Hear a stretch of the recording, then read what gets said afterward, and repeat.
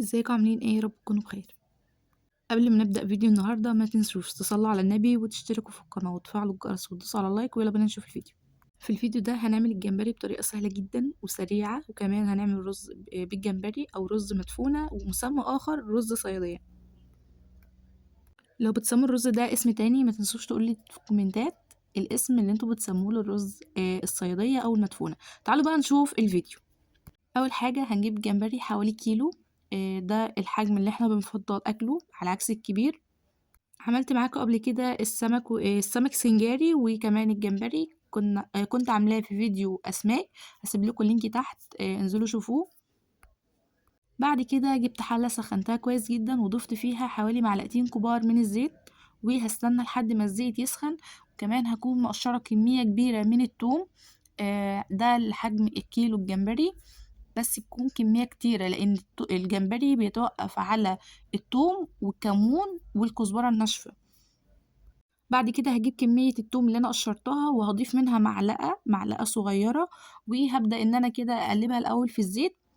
وبعد كده بقى هبدأ إن أنا أضيف عليها الجمبري قبل ما تحمر. طبعا هكون غاسلة الجمبري كويس جدا ومصفياه، وهبدأ بقى إن أنا أحط الجمبري عليه كده، والتومة أول ما ريحتها تطلع هضيف باقي التوم. بس أنا دي تشويحة على عكس التشويحة التانية، فأنا بفضل إن احنا نبدأ بتوم الأول، بعد كده نحط الجمبري وكمية تانية نحطها بعدين. خطوة مهمة جدا إن أنا أشوحه الأول بتوم، بعد كده أضيف عليه باقي كمية التوم. الخطوة دي مهمة عشان تضيع منه أي ريحة زفارة أو أي ريحة مختلفة في الجمبري.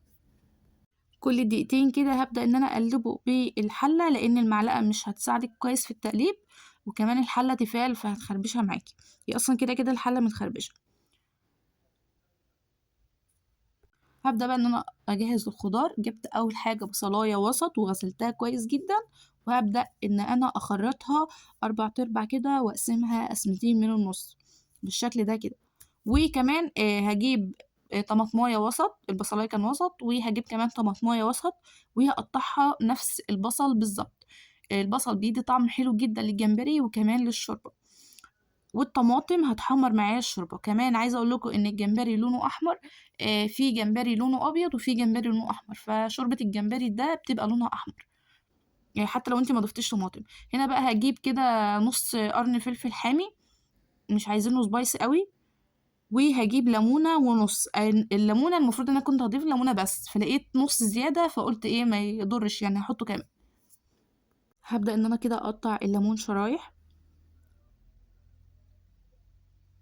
وهضيف النص اللي باقي ده، هو كان نص كده صغير، قلتله بدل ما انت قاعد لوحدك تعالى معانا فقطعته. كمان بقى خلصت كل تقطيع الخضار، هبدأ ان انا اضيف التوابل. اهم حاجة انك تضيفي كمون لان ده اساس الجمبري. هبدأ ان انا اضيف معلقة ونص كده من الكمون ومعلقتين من الملح، وكمان هضيف التوابل الناشفة اللي انا كنت التوابل الحصى اللي انا كنت طحنتها معاكم في فيديو، آه، هضيف منها حوالي معلقة، وكمان معلقة كده من الفلفل الأسود بس مش هكتر فلفل أسود، وهضيف معلقة ونص من البابريكا، وادي لكل ده تقليبة.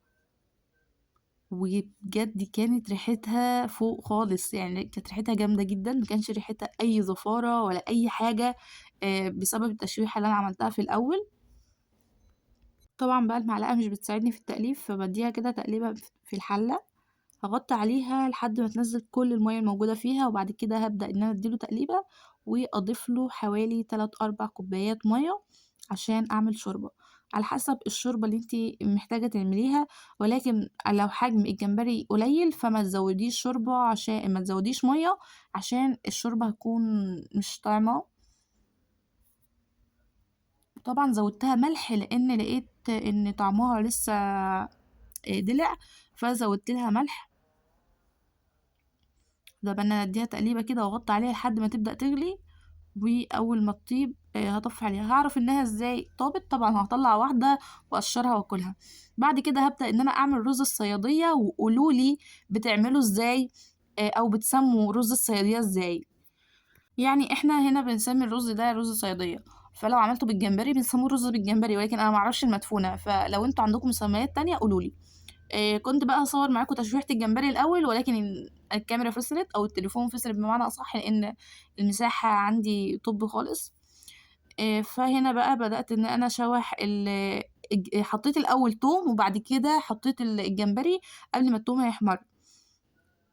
هادّي له بقى تشويحة كده وريحته تبدأ تطلع، هابدأ إن أنا أحطه كده في طبق، وفي نفس الحلة هاحط بصل، وأبدأ إن أنا أحمّر البصلة خالص لحد ما تغمق، وهنشوف مع بعض هنعمل إيه.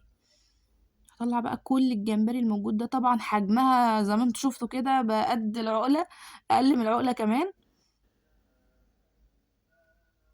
وبعد كده بقى هابدأ إن أنا أضيف البصلة، وهابدأ إن أنا أحمّرها لحد ما تتحرق، أنا عايزاها لونها غامق عشان أوصل لدرجة الرز اللي إحنا شُفناها. طبعًا هاحط له في الآخر معلقتين سكر عشان تكرمل البصلة. لو لسه بقى ما عملتوش لايك انزلوا اعملوا لايك، ولو لسه ما عملتوش اشتراك انزلوا اعملوا اشتراك ودوسوا على الجرس عشان يوصل لكم كل الفيديوهات اللي انا بنزلها جديد، عشان اللي جاي تقيل وعظمه. هنزل لكم فلوجات كتيره جدا الفتره اللي جايه، بس ادعوا لي الترم ده يعدي على خير. وكمان رمضان جاي، كل سنه وانتم طيبين جميعا. طبعا كل يوم ان شاء الله باذن الله على قد ما اقدر هحاول ان انا انزل لكم كل يوم فيديو جديد. وكمان هنعمل فيديو مشتريات رمضان. ده أنا كنت قايلة لكم على الفيديو ده من زمان جدًا، ولكن قرّب جدًا وهاعمله لكم بأقل من 15 يوم على رمضان. فكل سنة وأنتم طيبين ودايمًا يا رب كلنا بخير. بعد كده بقى حطيت السكر، وهنا بدأ يغمق، ده اللي هيغمق معاكِ البصلة. بدأ بقى يكرمل كده والسكر يدوب كله. هاسيب بعد كده البصلة دي دقيقتين كده من غير تقليب تتكرمل أكتر مع السكر. بعد كده هابدأ إن أنا أضيف عليها مَيّة، 3 كوبايات مَيّة بمقدار 3 كوبايات رز. هاضيف بقى المَيّة 3 كوبايات، وهاسيبها تغلي حوالي ربع ساعة مع البصلة.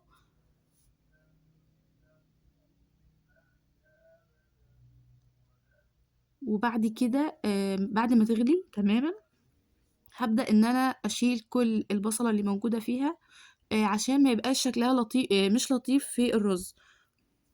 هابدأ بقى إن أنا أوطّي كده وأشيل البصلة اللي موجودة بمصفى، وهابدأ إن أنا أشيل فيها عادي جدًا، عشان زي ما قُلت لكم ما يبقاش شكلها مش لطيف كده في الرز. أتأكد كويس جدًا إن المَيّة ما عادش فيها خلاص أي بصل. هاعلّي بقى عليها تاخد غلوة، وبعد كده أوطّي تاني وأضيف الرز. عاملة الرز 3 كوبايات على قد معيار 3 كوبايات مَيّة، 3 كوبايات رز ل3 كوبايات مَيّة. وبعد كده هاضيف الجمبري وهاضيف ملح ومرقة، لو مش متوفر مرقة عادي. أول ما يبدأ يغلي هاوطّي النار عليه. وكمان ده الفاينل للأكل اللي أنا عملته.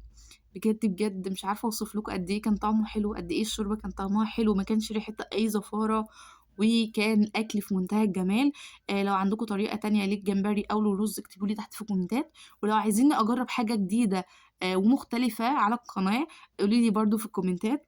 ده اكل النهاردة او في الفيديو ده. اتمنى يعجبكم، وكل سنة وانتم طيبين ورمضان كريم، لان احنا بقينا خلاص في اجواء رمضانية جدا. واشوفكم في فيديو جديد، ومتنسوش تدعوا لنا دعوة حلوة.